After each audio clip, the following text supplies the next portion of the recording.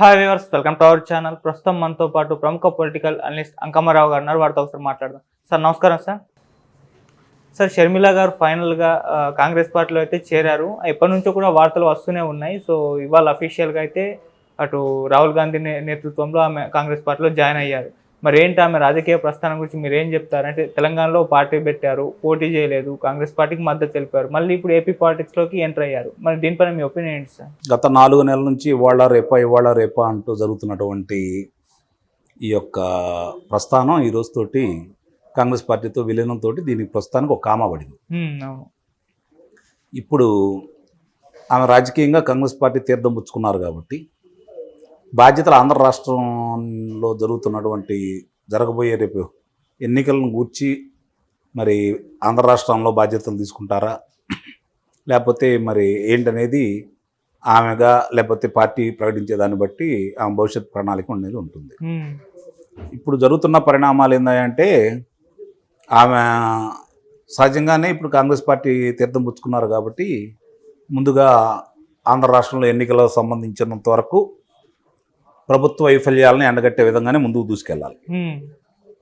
మరి గతంలో రాజ్యం తీసుకొస్తామని చెప్పని ఆమె ఎక్కువ ప్రాంతాల్లో తిరిగి ప్రచారం కూడా చేయడం కూడా జరిగింది. అవును.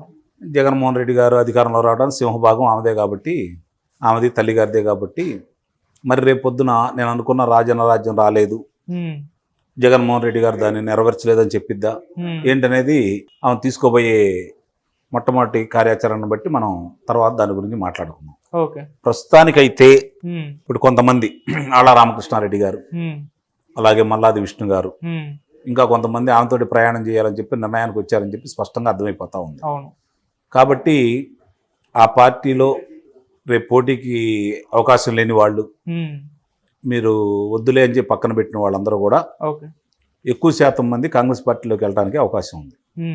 ఎందుకంటే చాలామంది నోరుంది కదా అని చెప్పని ఏ విధంగా మాట్లాడేసి చాలా ఇబ్బందికరంగా ప్రవర్తించిన వాళ్ళందరూ కూడా కాంగ్రెస్ పార్టీకి వెళ్తారే తప్ప తెలుగుదేశం పార్టీకి కానీ జనసేన పార్టీకి కానీ వెళ్ళే అవకాశం అయితే తక్కువ. అవును. కాబట్టి ఇప్పుడు జరిగే పరిణామాలు రేపు ఎన్నికల్లో ఈ పరిణామాలు చూసుకుంటా ఉంటే 2 విచిత్రమైన పరిణామాలు ఇప్పుడు ఆంధ్ర రాష్ట్రంలో ఉన్నాయి. వైఎస్ఆర్సీపీ పార్టీ ఖాళీ కాబోతుంది, ఓడిపోతుంది అనేది స్పష్టం. ప్రజలు ఒక నిశ్చిత అభిప్రాయానికి వచ్చారు. ఎవరెన్ని మార్పులు చేర్పులు చేసినా కూడా వాళ్ళలో అభిప్రాయం అయితే మారదు. ఎందుకంటే వ్యతిరేకత అనేది ప్రభుత్వం మీద, జగన్మోహన్ రెడ్డి గారి మీదే తప్ప స్థానిక శాసనసభ్యుల్లో కొంతమంది ఇబ్బందికరంగా చేసినా మంత్రులు కానీ వీళ్ళు కానీ వాళ్ళ వరకు ఉంటుంది, లేదనేది నేను చెప్పను. కానీ సింహభాగం మాత్రం అది జగన్మోహన్ రెడ్డి గారికి చెందుతుంది. ఈ పరిస్థితుల్లో తెలుగుదేశం పార్టీ ఒంటరిగా పోటీ చేసిన అధికారంలోకి వచ్చే పరిస్థితి ఆ రోజు కనపడింది. దానికి 2 కారణాలు ముఖ్యంగా మనం దృష్టి పెట్టుకోవాలి. 2019లో ఎన్నికల్లో ఓడిపోయిన తర్వాత 151 స్థానాలు అధికార పార్టీకి వచ్చిన తర్వాత 23 స్థానాలకే పరిమితం అయిపోయారు. ఒక పార్టీ దాంట్లో మాత్రం జనసేన గెలవడం కూడా జరిగింది, రాపాక ప్రసాద్ గారు రాజులు. ఇప్పుడు ఆ రోజు పార్టీ శ్రేణులు కూడా చాలా నిరాశ నిస్పృహలతో ఉన్నమాట వాస్తవమే. అంటే కిందటువంటి కార్యకర్తలు నిరుత్సాహపడలా. మనకి ఇంకా 40% వచ్చింది, ఎక్కడేదో జరిగింది, జరగకూడదు, మనం కనుక గట్టిగా ఉంటే రేపు స్థానిక ఎన్నికలు కావచ్చు, తర్వాత కావచ్చు, మనం పోరాడి గెలవాలనే అభిప్రాయంతో ఉన్నారు. దీన్ని అదునుగా తీసుకొని అధికార పార్టీ దౌర్జన్యకాండకి తెరలేపింది. దాడులు, మరి వాళ్ళ మీద అక్రమ కేసులు, నిర్బంధాలు ఇవన్నీ చూసిన తర్వాత ఒక రకంగా కకావికలైపోయిన పరిస్థితే నాయకులు, కార్యకర్తలు మాత్రం కాదు. ఇక్కడ గుర్తుపెట్టుకోవాల్సింది ఏంటంటే తెలుగుదేశం పార్టీ కార్యకర్తలు కకావికలైపోవాలి, నాయకులు కకావికలైపోయారు, వాళ్ళ మనోధైర్యం దెబ్బతింది. ఆ పరిస్థితుల్లో బయటకు వచ్చినటువంటి మరో నాయకుడిగా ఎదిగినటువంటి లోకేష్ బాబు, ఇదందరూ గుర్తుపెట్టుకోవాలి. మొట్టమొదటగా ప్రతిఘటన మొదలుపెట్టింది ఆయన, పోరు ప్రారంభించింది ఆయన, కార్యకర్తల్లో మనోనిబ్బరం నింపింది లోకేష్ బాబు.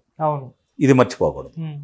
ఈ పరిస్థితుల్లో జరుగుతున్న పరిణామాల్లో మళ్ళీ ఆయన యువగళం పాదయాత్రని, చంద్రబాబు నాయుడు గారు బదులు కార్యక్రమం కావచ్చు, మరి వాళ్ళకి మహిళా శక్తికి సంబంధించి వాళ్ళ అభ్యున్నతి కోసం ఆయన తీసుకున్నటువంటి మహానాడులో తీసుకున్నటువంటి కార్యాచరణకు సంబంధించి ప్రజల్లో వివరించే కార్యక్రమం కావచ్చు, నీళ్లకు సంబంధించి జల వనరులు ఏ విధంగా ఉన్నాయి, గతంలో తెలుగుదేశం ప్రభుత్వం ఎంతవరకు పూర్తి చేయగలిగింది, ఎన్ని పూర్తి చేసింది, ఈ ప్రభుత్వం ఎందుకు పడకేయించింది, ఎన్ని వేల కోట్ల రూపాయలు దాన్ని ఖర్చు పెట్టిందని చెప్పిన ఆయన బయలుదేరడం, ఉమ్, ఇవన్నీ ముప్పేట దాడి వాళ్ళకి జరిగినాయి. అట్లాగే పవన్ కళ్యాణ్ గారు కూడా రావటం కూడా దాడి జరిగింది.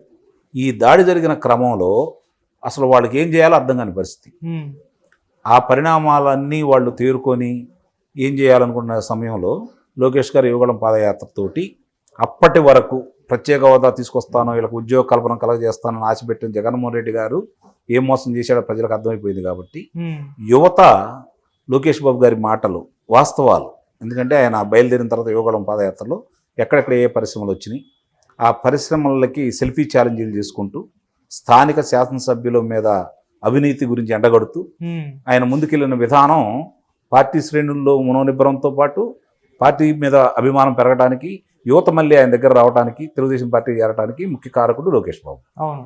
మళ్ళీ 20 లక్షల మంది ఉద్యోగాలు ఇస్తామనటం, ఉమ్, ఏ పరిశ్రమలో ఉద్యోగాలు వచ్చినాయి చెప్పటం, మరి గతంలో ఆ ప్రభుత్వం చేసిన అభివృద్ధి పనులు చెప్పడం, ఇవన్నీ ముందు తీసుకెళ్తా ఉన్నారు. రైట్.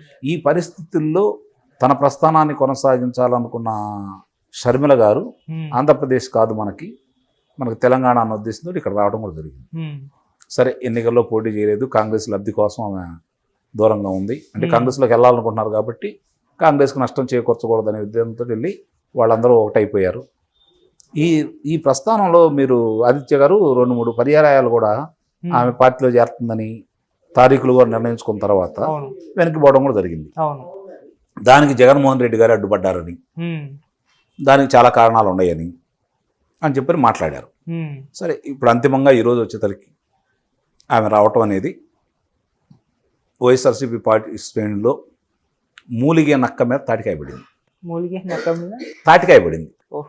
అట్లాగే దింపుడు కలాశం కూడా పోయింది వాళ్ళకి. అవును. ఈ పరిస్థితుల్లో ఏదో విధంగా ఆమెను రాకుండా చేయాలని విశ్వ ప్రయత్నం జరిగిందని చెప్పనేది మనకు వినిపిస్తున్నటువంటి వార్తలు. ఉమ్, సామధాన భేద దండోపాయాలని ఉపయోగించారు. అవును. చివరికి ఎస్వి సుబ్బారెడ్డి గారు కూడా వచ్చి రాయబారం తెలిపారని చెప్పని తెలుస్తున్నటువంటి వార్తలు. అవును. కానీ ఆ అమ్మాయి పట్టుదలగా ముందుకెళ్ళటం, ఉమ్, ఇప్పుడు అసలైన రాజకీయం ఇప్పుడు ఆంధ్ర రాష్ట్రంలో జరగబోతుంది. Right sir. జగన్మోహన్ రెడ్డి గారు చెప్పిన అబద్ధాలు, ఆయన చెప్పిన అవాస్తవాలన్నీ ముందు ఎండగట్టాలి. ఉమ్, ఒక వైపు నుంచి వీళ్ళు చెబుతుంటే కొంతమంది నమ్మారు, మిగిలిన వాళ్ళు నమ్మలేదు, ఓకే. వాళ్ళ శ్రేణులు నమ్మలేదు. ఉమ్, రేపు జగన్మోహన్ రెడ్డి గారి చెల్లెలు రాజశేఖర రెడ్డి గారి కుమార్తె, మరి ఆమె రేపు పొద్దున చెప్పినప్పుడు దాని ప్రభావం ఉంటుంది కదా. ఉమ్, ఈ పార్టీలో రాజశేఖర రెడ్డి గారి కుటుంబానికి అన్యాయం జరిగింది, అవును, రాజశేఖర రెడ్డి గారి కొడుకు అయినటువంటి జగన్మోహన్ రెడ్డి గారిని ముఖ్యమంత్రి చేయలేదు అవును. అనే ఉద్దేశంతో ప్రజలందరూ కూడా ఆ రోజు జగన్మోహన్ రెడ్డి గారు అంటే వెళ్ళారు, కాంగ్రెస్ పార్టీ వాళ్ళందరూ. ఉమ్, ఎందుకంటే కేంద్రంలో అధికారంలో వచ్చిందంటే 33 మంది లోక్సభ సభ్యులు ఇక్కడి నుంచి గెలిచారు కాబట్టి ఉమ్, దానికి రాజశేఖర రెడ్డి గారే కారణం అనే ఉద్దేశంతో ఉమ్, వాళ్ళందరూ కూడా రాజశేఖర రెడ్డి గారి వీరాభిమానులందరూ కూడా జగన్మోహన్ రెడ్డి గారి పంచం చేరారు.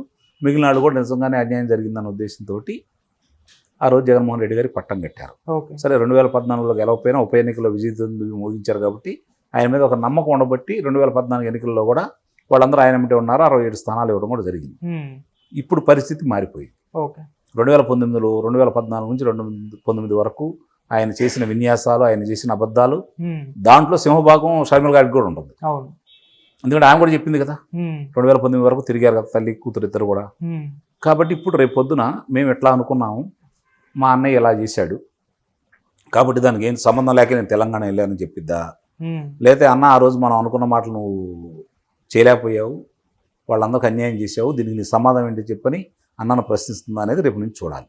ఇది ఓకే. చాలా రసకందాయంలో పడతా ఉంది. Right sir. దీనికి తోడు అగ్గి మీద గుగ్గిలం లాగా వాళ్ళు కారాల మేరాలు నోటానికి కారణం ఏంటంటే లోకేష్ బాబు గారికి నూతన సంవత్సర శుభాకాంక్షలు తెలుపుతూ ఉమ్, ఆమె పంపించినటువంటి కానుక, ఉమ్, మరి ఆమె పంపించినటువంటి అవన్నీ చూసుకున్న తర్వాత ఇప్పుడు చాలామందికి అర్థం కావడం అసలు ఏం జరుగుతుంది ఆంధ్ర రాష్ట్రంలో. అవును. ఇంతవరకు ఎప్పుడూ లేనిది వైఎస్ రాజశేఖర రెడ్డి గారి కుటుంబీకి సంబంధించినటువంటి షర్మిల గారు లోకేష్ బాబు గారికి ఎందుకు ఇలా పంపించింది, ఏం జరుగుతుంది ఇక్కడ, ఉమ్, వీళ్ళందరికీ సమాధానం ఏందంటే జగన్మోహన్ రెడ్డికి సంబంధించినంత వరకు ఆయనకు సంబంధించిన ఆయుధాలు ఏవైతే ఉన్నాయో ఉమ్, ఒక్కొక్క ఆయుధాన్ని తీసి తన పెరట్లో పెట్టుకునే భాగంగా లోకేష్ బాబు చంద్రబాబు నాయుడు గారు ముందుకెళ్తున్నారు. ఓకే. రాజకీయ చతురతను చూపిస్తున్నాడు ఉమ్, లోకేష్ బాబు. ఉమ్, చాలా పరిణితి చెందిన రాజకీయ నాయకుడిగా ప్రవర్తిస్తున్నాడు. ఓకే. నిబ్బరం కోల్పోవట్లేదు. మీరు చూడండి, ఆయన పాదయాత్ర మొత్తంలో ఉమ్, చాలా మంది కూడా రకరకాలుగా మాట్లాడారు. ఆయన ఉదయం 8 గంటల కానించి తన దినచర్య ప్రారంభిస్తే కొన్ని వేల మందితోటి మాట్లాడటం, రచ్చబండ కార్యక్రమాల్లో పాల్గొనటం, కొన్ని వేల మందితోటి ఆయన సెల్ఫీలు దిగటం కూడా మనం చూస్తూనే ఉన్నాం. 2-3 కిలోమీటర్లలో బారులు తీరిన జనాలు కూడా ఆయన కోసం ఎదురు చూస్తున్న సందర్భాలు ఉన్నాయి. ఇవన్నీ ముగించుకొని భోజనం అయిపోయిన తర్వాత మళ్ళీ తిరిగి పాదయాత్ర మొదలుపెట్టాడు. 400 రోజులు 4000 కిలోమీటర్లు అని చెప్పి ఆయన మొదలుపెట్టిన పాదయాత్ర మరి ఎంత అంటే రోజుకు 10 కిలోమీటర్లు అనుకుంది. ఒక్కో రోజు 18 కిలోమీటర్లు కూడా పాదయాత్ర సాగింది. చాలా విజయవంతంగా ముందుకెళ్తానే ఉంది. కాబట్టి ఇవన్నీ చూసుకుంటా ఉంటే ప్రజల్లో కదలిక, ప్రభుత్వం మీద వ్యతిరేకత పెంపొందించడానికి ప్రధాన భూమిక తెలుగుదేశం పార్టీ తరఫున పోషించిన వ్యక్తి లోకేష్ బాబు. అంటే ఇన్ని దాడులు ఇప్పుడు ఎదురు చూపుతా ఉంటే కేంద్ర బిందువు అతనే అవుతున్నాడు ఇంతమంది విధంగా కావడానికి. ఈరోజు పవన్ కళ్యాణ్ గారు వాళ్ళు కలిసి ప్రయాణం చేసే సందర్భంలో రాజమండ్రిలో జరిగిన కార్యక్రమంలో ఆయన వచ్చి మరి కారాగారంలో ఉన్నటువంటి చంద్రబాబు నాయుడు గారిని పరామర్శించి బయటకు వచ్చిన తర్వాత మాట్లాడుతూ ఉంటే అతని పరిణితి గురించి చెబుతున్నాను మీకు. ఆ రోజు పవన్ కళ్యాణ్ గారు మాట్లాడుతూ ఉంటే ప్రేక్షక పాత్ర వహించాడు.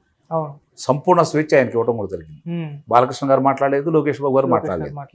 అంటే ఆయన్ని గుర్తించాడు. మైత్రి బంధం కొనసాగించడం అనేది అక్కడే బీజం పడింది. ఆ తర్వాత పలు సందర్భంలో పవన్ కళ్యాణ్ గారిని అభినందించటం, అన్నగా సంబోధించటం, కలుపుకెళ్లే విధానం, అలాగే పవన్ కళ్యాణ్ గారు కూడా 10 సంవత్సరాలు కలిసిపోవాలనే కార్యక్రమం, ఇవన్నిటి కూడా మొత్తం పర్యవేక్షిస్తుంది ఇప్పుడు నాకు తెలిసినంత వరకు పార్టీలో సంబంధించినంత వరకు లోకేష్ బాబు. ఇది కూడా కావాలి ఈరోజు పార్టీకి. మళ్ళీ ఒక 30 సంవత్సరాలు తిరిగి పార్టీ శ్రేణులు గెలుపడడం సహజం. రాజకీయ పార్టీలు గెలుస్తూ ఉంటారు, ఓడుతూ ఉంటారు. కానీ ఆ పార్టీ మనుగడ సాగించాలి అంటే లోకేష్ బాబు ఆలోచనలు కూడా చాలా ముఖ్యం. కాబట్టి ఆ ప్రయాణంలో కొంతమంది ఊహించుకుంటున్నారు. మళ్ళీ ఇప్పుడు దుష్ప్రచారం మొదలుపెట్టారు. కాంగ్రెస్తో పాటు కలిసి జనసేన కాంగ్రెస్ పార్టీ కలిసి చేస్తాయి అని చెప్పి. ఇది ఇలా మైత్రి బంధాన్ని విడగొట్టడం కోసం జరుగుతున్నటువంటి కుయుక్తులే తప్ప వాళ్ళు స్థిరనిశ్చయంతో వాళ్ళిద్దరు కలిసి ముందుకెళ్తున్నారు. కలిసి వచ్చే పార్టీలను అందిపుచ్చుకొని వాళ్ళు వచ్చి వాళ్ళ యొక్క అభిప్రాయాలను మన్నించి గౌరవించి ముందుకెళ్లే వాళ్ళు ఎవరు ఉంటే కలుపుకెళ్తారేమో చూడాలి. రాజకీయాలు జరిగింది జరగకూడదని ఎక్కడైతే లేదు కదా ఇవాళ ఉన్న పరిస్థితిలో. సిద్ధాంతాలపై అధికారమే పరమావధి అయింది కాబట్టి దాని గురించి మనం మాట్లాడుకోవాల్సిన అవసరం లేదు. కాబట్టి చూద్దాం జరుగుతున్న పరిణామాల్లో. ఈరోజు ఆంధ్ర రాష్ట్రంలో 2 వ్యక్తులు కీలక భూమి పోషించే కార్యక్రమంలో ఈరోజు ముందుకెళ్తున్నారు. ఆ 2 వ్యక్తుల్లో కూడా ఈరోజు పవన్ కళ్యాణ్ గారు, షర్మిల గారు ముందుకు వచ్చారు ఈ పార్టీకి. కాబట్టి దాన్ని ఎంతవరకు వీళ్ళు సద్వినియోగం చేసుకుంటారో చూడాలి. ఈ జనాన్ని సమన్వయపరుచుకుంటూ ముందుకెళ్లే లోకేష్ బాబు గారు విజయవంతం అవుతారని చెప్పని నేను భావిస్తున్నాను. Okay sir, thank you so much. Thank you.